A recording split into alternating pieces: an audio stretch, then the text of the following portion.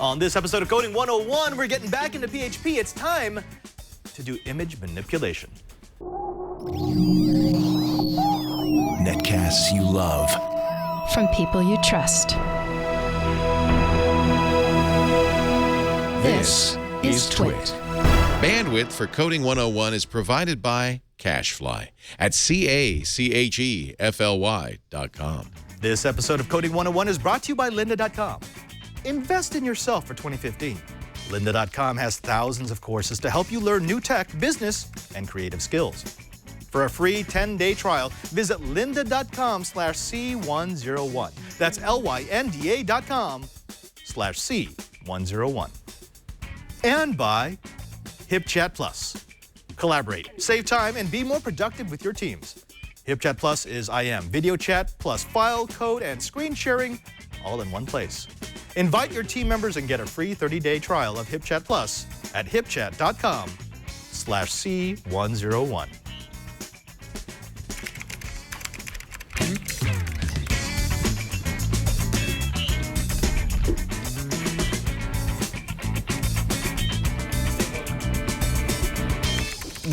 Welcome to Coding 101. It's the Twitch show where we let you into the wonderful world of the Code Monkey. I'm Father Robert Ballecer, the digital Jesuit, and I'm joined by our code warrior here. He's here last week, Mr. Patrick Delahanty. He is the master of all things PHP. Patrick, thank you very much for coming back onto the show. Oh, my pleasure.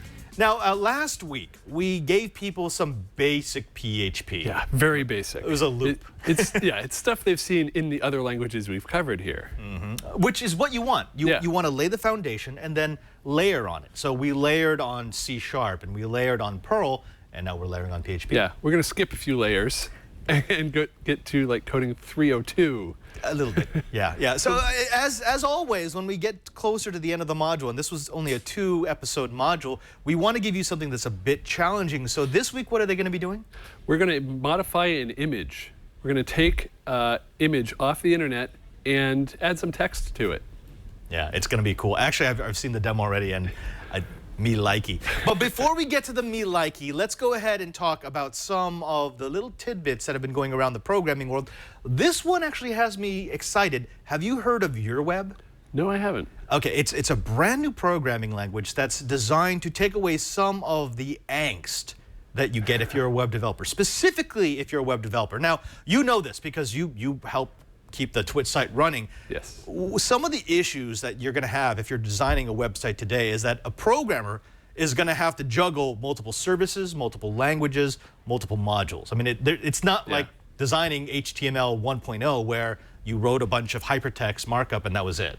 Yeah. Like, for example, when you program here, what do you have to include? All sorts of other bits of code that I've included and certain libraries. There's a lot of stuff. Yeah, there's there's CSS, which is going to control the style of the page. Yeah, there's XML, JavaScript, XML, JavaScript, and Java. Maybe you're going to be dropping a Java module. I have to call some JSON files. JSON, maybe Silverlight. I mean, if you're doing heavy video, I don't know. No. If you're Netflix, and maybe like the service code for accessing an ad network. Yeah. Or maybe a widget, like you want to put a calendar widget. These are all a lot of different API things. calls.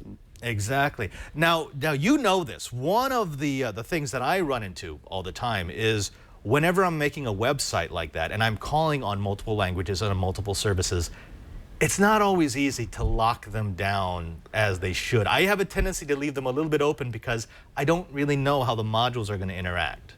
Yeah. So, like, for example, I have to do a MySQL or a SQL call so that it will interface properly with the widget, but the widget might actually be interacting with the ad service, and the ad service might actually change the way that my JavaScript code runs, and my JavaScript code needs to run a particular way not to break the CSS. And then one of them doesn't update and everything fails. And we've actually seen that here on Twit TV. What was the last one that messed up the website? It was the API for the Google Calendar. Yeah, which doesn't sound like it should be able to break anything. But when you've got all these modules that are independent on one another, and when the designer, the programmer, is really the only one who knows how they interact, it happens way too often, far more than it probably should. Now, Patrick, what if I told you that there was a way that you could program with one interface, one language, and all of those things would be taken care of? I'm skeptical. Very skeptical because we've actually heard promises of this before. But let's give this one a go. As Brian showed you, this one is called UrWeb, UR/web. The idea is that you program in one interface what you need your site to do. What access does it have to do? And are you going to be doing database calls? Will you be serving ads? What kind of style sheets are you going to be using? Does it have JavaScript? Does it have Java? Does it have some weird protocol that you need in order to make a widget work? And then it decides what ports get open, it decides what languages get put in, and it decides how the modules interact with one another. So it does all the configuration for you. It saves you from having to search for conflicts. Right. And it does it in two different ways. The first one is that it uses very strongly typed variables. We've talked a little bit about this in some of the past episodes of Coding 101, where you go from a language that may have very, very strongly typed. So this variable is only integers. This variable is only characters. This variable is only floating points. That's strongly typed. And then you have like dynamic, where basically data can flow back and forth. It uses strongly typed variables, which means that you're not going to have to worry about data being misused or overflow. And it also uses what are they calling it? Variable scoping, to make sure that you're not going to run into overflow problems. Now, I said I'm skeptical. What's the catch? The catch is that no one really knows if this works yet. I mean, it's like every other unified language that has been promised. On paper, it sounds great. Theoretically, it could work. But I actually want to have to play with it. Yeah. I mean, it's coming from us to us from the guys over at MIT. So I wouldn't say that you should abandon everything that you're doing right now and jump over to UrWeb. But if you have a chance, and if you're running like a sandbox, a development sandbox right now, it might be something you want to take a look at just to see if it lightens your programming load. What do you think? It's worth a Tweet look. on UrWeb tomorrow? Well, tomorrow, yeah, right. We'll see. Now, a little bit of good news. We did get a lot of emails over the Christmas break from people who were saying, I really want to get into PHP. I'm so happy because Patrick's going to come back and do occasional PHP modules. Because, yes, you are. Because people like it. It's actually a very useful language, especially for those who maybe don't want to go hardcore app programming, but do want to do web design. Right? PHP is incredibly useful. So, but people were complaining that they couldn't configure PHP on like the home server box that they created. And it can be daunting. And it's different for different platforms. And it can be a bit of a pain to get it configured. Once it's there, it's great. Right. So, over the Christmas break, and this is absolutely fantastic, a fan of the show by the name of Jared Bartimus, he owns a hosting service called Atabyte Hosting. He made an incredibly generous offer. We are not getting paid by him. They're not advertisers on this network, but he wanted to do something for our people, specifically because he wanted programmers who wanted to get into PHP to have a place where they could test their code without having to buy expensive hosting. So this is what he's going to do. If you are a fan of Coding 101, and if you want development space, he'll give you 500 megabytes of storage. He'll give you 5 gigabytes of bandwidth per month. He'll give you PHP 5, Perl, Python coding support, MySQL, SQLite. Wow. He'll give you GD image manipulation support, full email access, SSH, SCP, SFTP, cPanel, and a subdomain on C101.net. I think the fact he has C101.net is awesome. That's kind of cool. This is amazing. But how much? No, it'll be free. He said for at least 6 months. I mean, of course, if it gets crazy, he's probably going to have to cover his costs. But again, we're not advertising. We're not saying that you should go here. This is not for hosting. If you want to host a website, you can buy a hosting website. This is only for development. So this is only for your Coding 101 assignments, be it Perl, PHP, Ruby when we get to it. He wanted to give you a nice pre-prepared way to test out your code. And so where do we sign up? We don't have a sign up yet. Oh, okay. He's going to create a landing page for us. I actually have to make sure I'm not going to get in trouble because, this again, not an advertising. This is an offer from one fan of the Twit TV network to the other fans of the Twit TV network. I think it's incredibly generous. Yeah, I'll put my code there. Yeah, and it's, because we both know we've got readily available PHP installs, but not everybody does. Right. Yeah. There we go. Now, when we come back, we're going to be showing you the demonstration of his super cool, I'm going to use this word, Bad Mama Jamma PHP image manipulation program. I think it's awesome. But before we do that, let's go ahead and thank the first sponsor of this episode of Coding 101, and that's lynda.com. Now, if you've watched me on the Twit TV network at all, you know what lynda.com is. It is the one-stop shop, the repository of knowledge on the internet. Whether you want to learn new skills, refresh your old ones, or just stay up to date on the software that you need to use today, lynda.com is the place to go. They have over 4,500 courses on topics like web development, photography, visual design, and business, as well as software training like Excel, WordPress, and photography.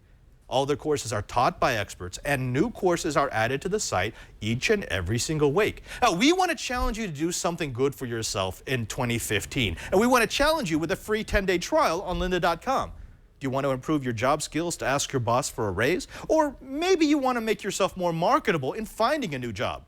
Are you looking to explore that new hobby? Maybe quadcopters, maybe programming, I don't know, maybe sewing.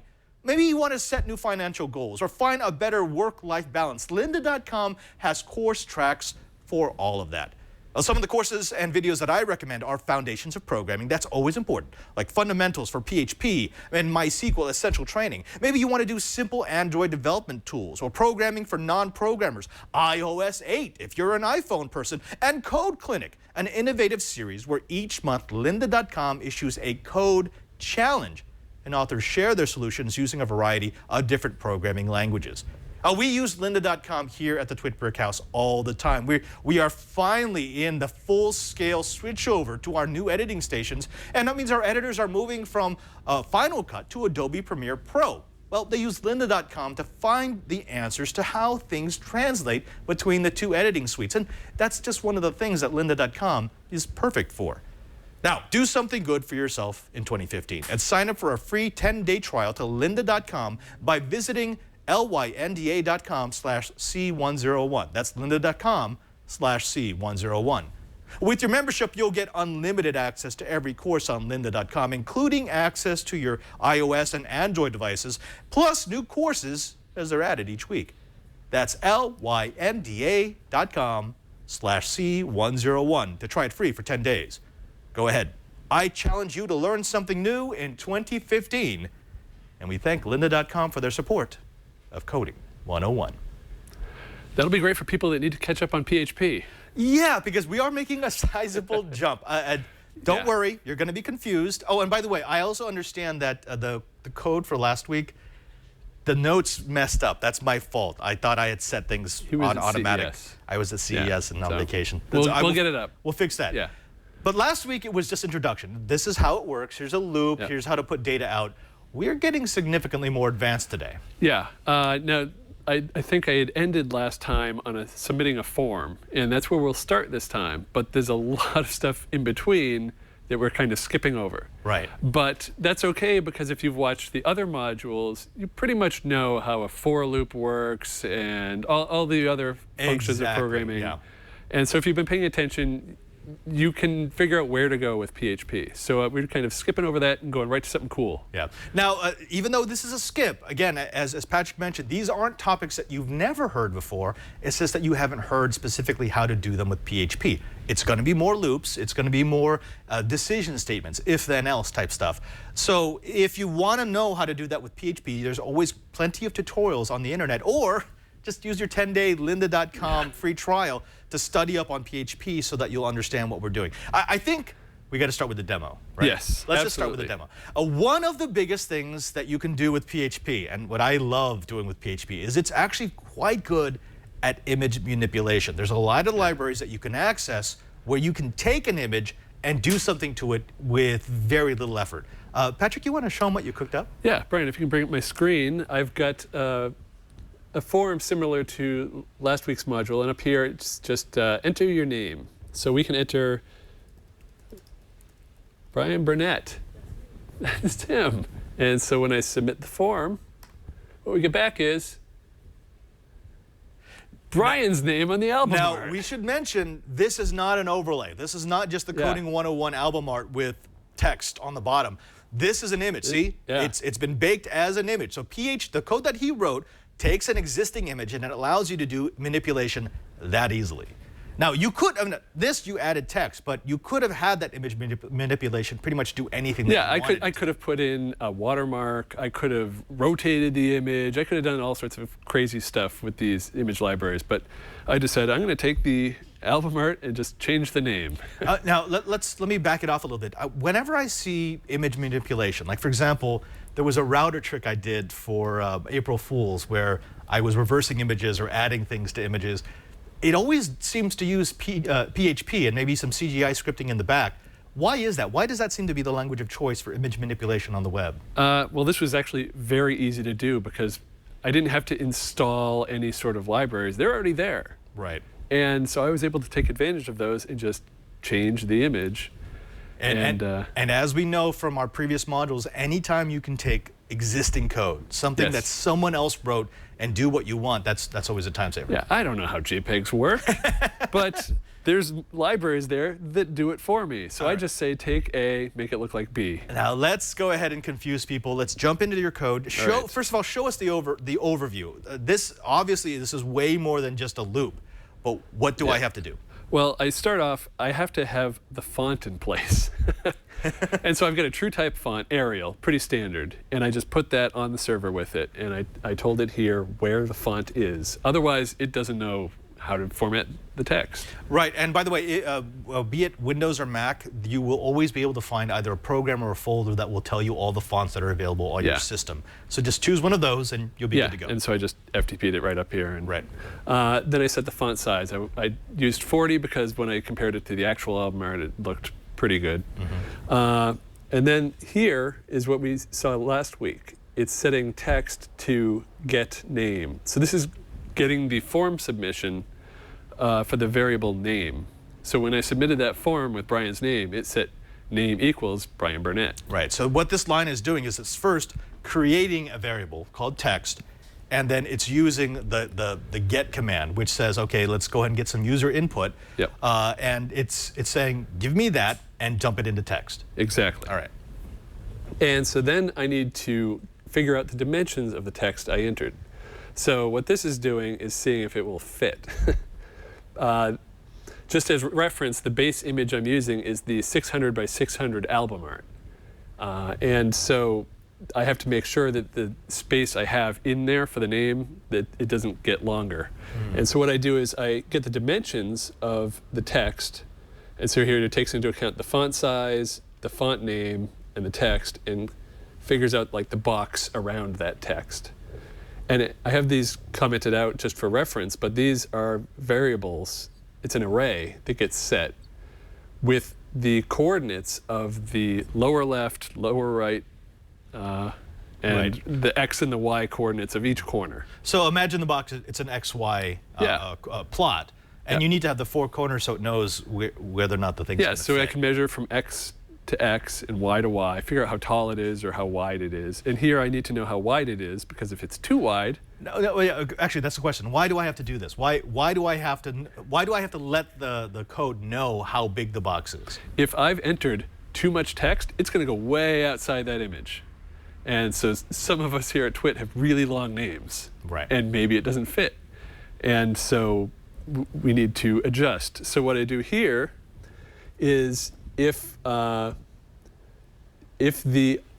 check the upper right X. And so this tells me if it's greater than 400, which is the size I determined that area should be, 400 pixels, reduce the font size. And then it's a while loop, so it keeps going until it gets under 400. So it keeps reducing the font size until it finally fits. And so then this next line here, I yank the base image off the interwebs. So all this is doing is getting the image that I'm using as the sort of template. Now that's interesting because you didn't have to modify the image before it came in. You're pulling it straight off the internet. Yeah. And I didn't have to have this on my server. I just point it right at CacheFly, where we have the album art for the show. And remember, the original album art actually has my name on it. So you have to write code to make sure that that's not going to show up. I'll show you what the original looks like. I'll just copy this out. and we'll paste it into a window here. There's the original. That's what I'm grabbing.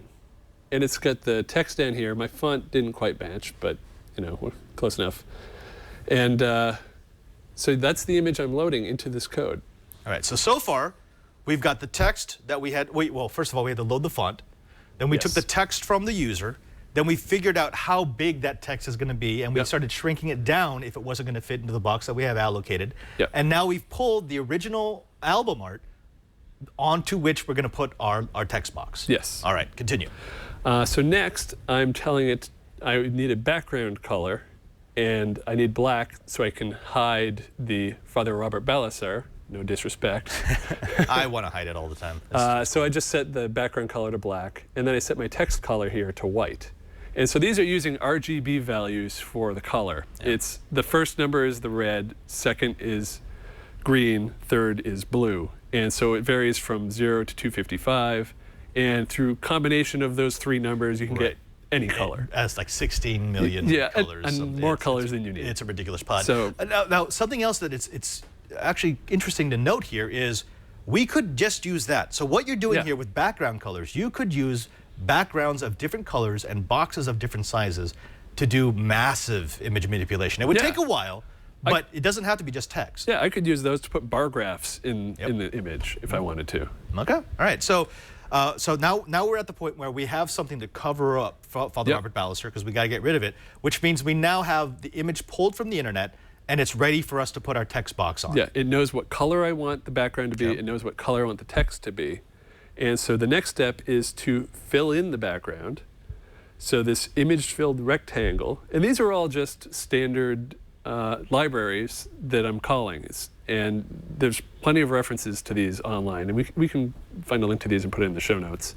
But so this image-filled rectangle is filling the image, which is referring back up here to the album art, and it's filling between these coordinates, 150, 525. So that is the top of the album art part where the name is, that black bar, down to 600 by 600, which is the very bottom right corner of the image. So that just makes it put that black box over the name. So if I ended the code here, all we'd get was Coding 101 art with no name on it. It's just a black box. And that's where I want to start. Now it's interesting. Code Monkey 23. There's a discussion going on in the chat room right now of, well, how come you didn't start with PHP? There's a reason why I didn't start with PHP, which is it's kind of messy. It's not actually a good language to learn on.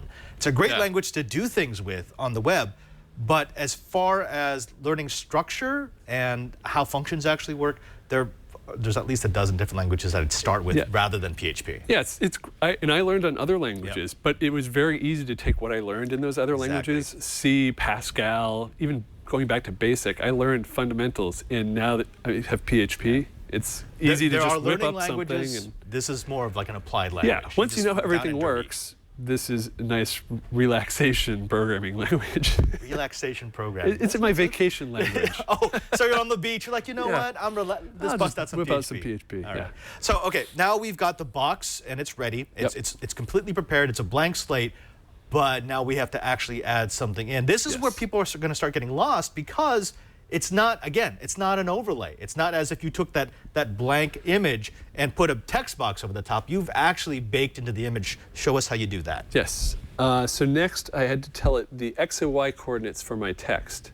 And this was the start of the first letter, the bottom of the first letter, where that has to appear on the image. And so I messed around with these numbers a bit until it looked right. It took some trial and error. I could have measured it out in Photoshop, but it was easier to just guess and then adjust it. So after I've determined the X and Y coordinates, I put it all together. And so that takes the image with the font size and then puts in the X and Y coordinates, the text color and the font and the actual text I want to put in. It puts all of that on that image. Right. And so that is what puts the final thing together. And then I just have to present it to the user. So I tell it, I set the header for the request. So this is telling it, it's not returning HTML, it's returning an image. And so I have it set to this MIME type, which is content type image JPEG. Now that function, so image TTF text, right there, yes. I could, if I wanted to, I could have hard-coded parameters into that. Yeah. So everything that came before it was to give it functionality, to get something from the user, to pull in an image, to figure out what size the font should be. But if I had all that to make information, sure it fits and adjust it. But if I had all that information from the start, if I had fixed text, I knew the size, I could put it right in there and have it all in one line. but as we've talked about before, you could do it. It just then it's not a very useful program. And if I didn't figure out if the font size fixed, somebody enters a different name, it's going to look all weird. Right. So, but that's so where does that function come from? That's just included in PHP, or was that something you had to pull down? Nothing was downloaded or installed. This is a standard PHP installation, And at least on my web host. That's why PHP is so popular with image manipulation, because it means literally, folks, that line, put it all together, you could do everything in that line. Everything else is gravy to make it more useful and make the final product a little nicer. Now, for comparison, if I had done this in Perl, I would have to install Image Magic. I'd have to go to CPAN and grab stuff, and there's a lot more work for me to do. I can't just sit down, okay, print this out. I was trying to think of everything I would do in C# to make that happen. That's a pain. Bit of a nightmare. It's like 3 different packages you'd have to load up. Different languages have different strengths. Right. Perl may be regular expressions. PHP, it's just quick and dirty easy. web. Yeah. If you do web presentation, PHP is very, very good. All right. So, but there are a couple of lines left here. So, what do you do? We'll close this out. And so I set the header. You may remember this from the Perl module, where when I printed the HTML output, I had to put content type is text/HTML. Here I'm telling it my content is an image and it's JPEG. And then I just output the image, and there's an image JPEG which prints my image as JPEG content. So all the 1s and 0s are in the right place. I don't know how JPEGs work, but I don't have to know. Right. And then it just cleans it up and destroys the temporary image because I don't need it anymore. Right. And that's browser. that's good programming. That's garbage collection. Yeah. So I'm really bad at that. Most of the time it's it's working, forget it. And then if you run it long enough, you end up with all this crap floating around. Yeah. And so that's how this works. And I mean, it's just there's a lot more you can do with this. Yeah. And this is just one example. Now, this is the funny thing. We talked about how this is a jump from what we did last week. Last week was just with a little bit of a loop and some out statements. Even though that this is more complicated, the code itself is ridiculously short. And again, you're playing into the strength of PHP. In fact, you're playing into the strength of a lot of object-oriented languages, which is you have a lot of existing code from which you can pull from. Yeah. Yeah. We're going to do some final recall here. We're going to wrap up this project, and hopefully Patrick can give us some hints on what we should be doing as we try out our PHP. But first, let's go ahead and talk about the second sponsor of this episode of Coding 101. And it's a new one. You may not have heard of this sponsor. They're pretty new on the Twit TV network. It's HipChat. Now, what is HipChat? Have you heard of HipChat before? Yeah, I've used HipChat. It's actually fantastic. Now, imagine this. It's business communications. Now, I know there's going to be people out there who go, wait a minute, we communicate in my business. We've got email, we've got text, some of us have pagers, we have voicemail, we have video calls. But even though that may work, and even though that is a good way to communicate, there's plenty of good suites out there, HipChat is specifically designed for businesses. And businesses are the ones who are going to love HipChat because it allows you to keep a history of what your communication looks like. Let me explain why that's important. When your team communicates, when they use a variety of programs from email, IM, texting, cloud storage, document sharing apps, they have little bits and pieces of the answer everywhere. And if you've ever had to do forensics on your project planning to figure out where a good idea came from or where a bad idea came from, you know that you want an easy way to look back through time of your communications and figure out what happened when. That's what HipChat lets you do. It gives you a time machine so you can see the genesis of that next great idea. They give you IM, video chat, document sharing, screen sharing, system updates, and code sharing integration, which is important for our audience, in one simple platform. Email is too slow, meetings get sidetracked, and regular IM doesn't work well for groups, but HipChat keeps your team in sync. and it works from any device, no matter where you are. Now, the best part is that HipChat integrates with the top developer tools like GitHub, Jira, Zendesk, and more. You go to their website and check out the 57 services that HipChat plays nice with to see if maybe you don't have to do much integration at all. Just turn on HipChat and start working better. They bring your entire project and team together in one communication suite. It's easy to set up, it's fun to use, and it makes you productive. Now, here's what we want you to do. We want you to try HipChat Plus. You can get your team on the same page in seconds. I want you to try them for free, no credit card required. Visit hipchat.com/C101. Click on Start Chatting to sign up now. Then invite a few team members, and all the features are free for 30 days. After the free trial, you can always stick with the freemium version. Remember, that's hipchat.com/C101. And here's a super secret piece for everyone who wants to act now. If you sign up now, the first 100 signups are going to get their free trial extended to 90 days. That's hipchat.com/C101. hipchat.com/C101. HipChat, your team, your project, in sync, instantly. And we thank HipChat for their support of Coding 101. Patrick, very cool. We were chatting back and forth a bit about this, and you were rubbing your hands together gleefully saying, I want to optimize this. You could have made this long spaghetti code, but this is so easy to understand. Yeah. We're going to make this available for them, right? Absolutely, yeah. Okay. And while you were talking, I changed a little bit of the code here. So if we go to the screen, let me submit, enter your name, the Twit Army. And I changed the album art. I just called in, I just changed the line. So yeah, actually, that easy. Whoa. So yeah, that's right. You could do this for any image. So we could take an image that doesn't work. So maybe, can you find a picture of bunnies? Get your bunnies here. I got to find an image online. Okay. Okay, let me explain what's going on right now.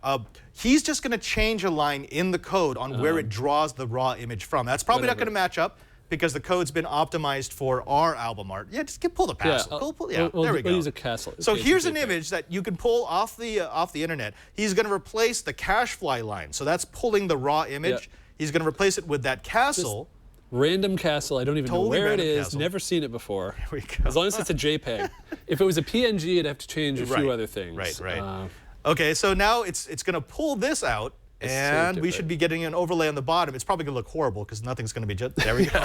Yeah, it's still planned for, and that Coding 101's not really in there. That's just in the video. But yeah, it's planned for the 600 by 600. So. Actually, this is a challenge that we can give. But now you can see the black box that it put in, and you can see how that part worked because it was kind of hidden before. I see a challenge that we can hand off to people. Because remember, you're going to be able to download this code in its entirety. Oh, I know where you're going. You can write a function to figure out how big the image is, and then it can determine where it's going to put the box and how big it should be. Well, I would just love to see people take this code and do other things to images on the internet. Like, maybe. All right, yeah. I'm sure people are getting ideas already. And I can't wait to see examples. I want to see next week. I hope there's time for some of the examples. Oh, yeah. No, we're going to have time. Good. Patrick, thank you so very much. And as I mentioned, we're going to have you back on to do these quick hits for PHP because, again, even though it's not a language of choice for me, I don't like to learn or teach people on PHP, it is a great language to learn if you're going to be doing functional things on the internet, like we do here all the time at Twit. And there's fun stuff you can do. Yeah. Yeah, fantastic. So we'll do a 1-2 punch. We're going to make all the code from this episode and for the last episode. And again, I'm sorry for that. I went on vacation and I went to CES. That was totally my fault. But we're going to have it ready for you to download. So you don't have to copy anything off the screen. Don't worry about that. It's going to be on our show notes page. Just go to twit.tv/coding or C101. They all go to the same place. You'll be able to find our show notes along with a link where you can download everything that Patrick was just playing with. Now, go ahead and watch our episode again if you want to see how it works, but the comments in the code are actually pretty good. That's pretty much all you're going to need. Yeah. Now, don't forget that we do this show live every Thursday at 1:30 p.m. If you drop by our live stream at live.twit.tv, you'll see the pre-show, the post-show, and everything in between, including the bits and pieces that we cut out. It's one of the things that we do. We do this for you. It actually makes it more difficult for us to produce our shows, but we owe it to our audience to let them see how the sausage is made. And as long as you're going to watch live, why not jump into our chat room at irc.twit.tv. I actually pull questions directly from the chat room. I talk to you, I see what you're doing so that we can change what we cover in our show. Again, it's part of the live experience. Don't forget that we also have a Google Plus group. Just search for Coding 101. Jump in there. There are code experts. If you have a question, if you get stuck, if you can't get to me, they're actually a really good place to go because they'll help you and they'll help you figure out what you want to do for your next project. And finally, thanks again to you, Patrick. Where can they find you on the internet? Where can they find your projects? Well, I've got a new project that I just launched at the beginning of the year called Back to the Predictions. And it's looking at Back to the Future 2 and judging all of their future predictions. So check out backtothepredictions.com. And every day at 4:29 p.m., that's the date, the time that he went into the future, there's a new judgment on the film. So, Flying DeLoreans, sorry we don't have them. But some of these things we do have. There are a lot of memes about all the things they got wrong, but 2015 just started. So I'm going into excruciating detail. The garbage in the background. Laser discs. I love laser discs. No, yeah, those are gone. And actually, Brian, I believe, Brian, you mentioned that they're coming up with self-buckling or self-strapping shoes, correct? Yeah, that's correct. Nike is coming out with the shoes apparently this year. The Air Mags, they're coming up very soon because I'm going in order, and so they're coming up very soon on this blog. Where can they find that again? Backtothepredictions.com. And also adequate.com, right? What do you do on adequate.com? I just link to my other sites. Okay. I should really link to that one. I haven't done it yet. And you've got a Twitter account, yes? Yes, at P. Delahanty. Yeah, and you can find me at PadreSJ. That's twitter.com/PadreSJ. It's a great place to go if you want to follow me and find out what I do in between shows. Until next time, he's Patrick Delahanty. He's a lot taller than I am. And he's Father Robert Ballecer. And what did we say at the end of Coding 101? I totally forgot. It's been such a long time. End of line. Oh, end of